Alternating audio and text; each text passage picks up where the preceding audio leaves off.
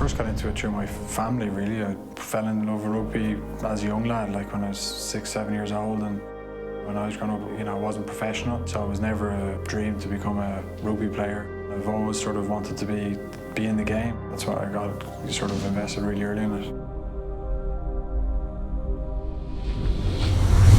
I think I had a lot growing up. Sort of my later teenage years, Johnny Wilkinson was the best rugby I think anyone's ever seen at out half, so I was immediately drawn to him. Ron O'Gara was the Irish out half at the time, so I would have looked up to him. And Stephen Larkin would have been probably the other one that the Australian out half was. I just admired a lot of his game that I tried to take into my own. I suppose similar physique to me, big, tall, rangy guy, and just the way he glided onto the ball was something that I tried to copy. I don't think I would look as good as he does when he did it, but yeah, he would have been a hero growing up. The 2011 World Cup was probably the time where I'd come off a really good season with Leinster. I probably thought that things were just going to happen for me at the World Cup, and things didn't go great. But it was small margins looking back on it.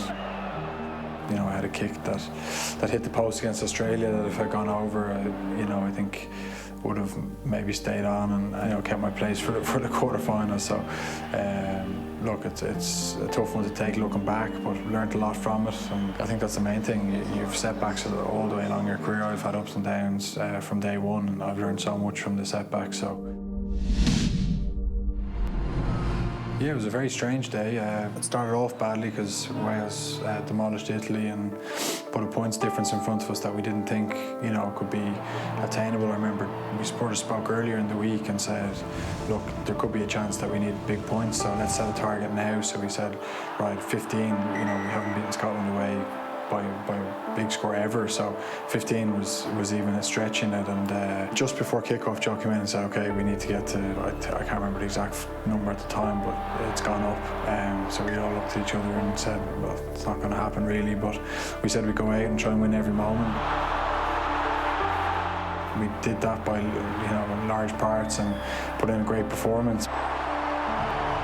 But then we had to sit and watch England play France, and France scored early, which we thought then was in the bag. But it made for a nervous finish. It was an incredible day, and then it was very strange to have to lift the trophy in your suit. Normally when you win a trophy, you're in your match kit straight after the final whistle, but I think it added to the occasion, and it was definitely one of the fondest memories of my career.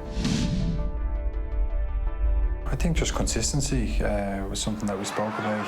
We're still probably striving for it in terms of results-wise, but we feel that we're getting there. Performance-wise, we turn up. There hasn't been a game I think that we've lost by more than a score really, and Joe's been outstanding for Irish rugby really. He obviously had a big impact with Leinster. With Ireland, he's got a pretty good record as well. So I think his record speaks for itself.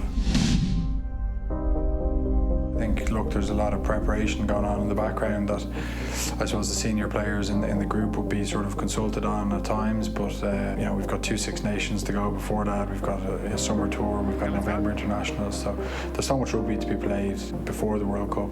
I think you can't take your eye too far off what's in front of you, and I think if we have any aspirations at the World Cup, we need to achieve something really big over the next couple of years together.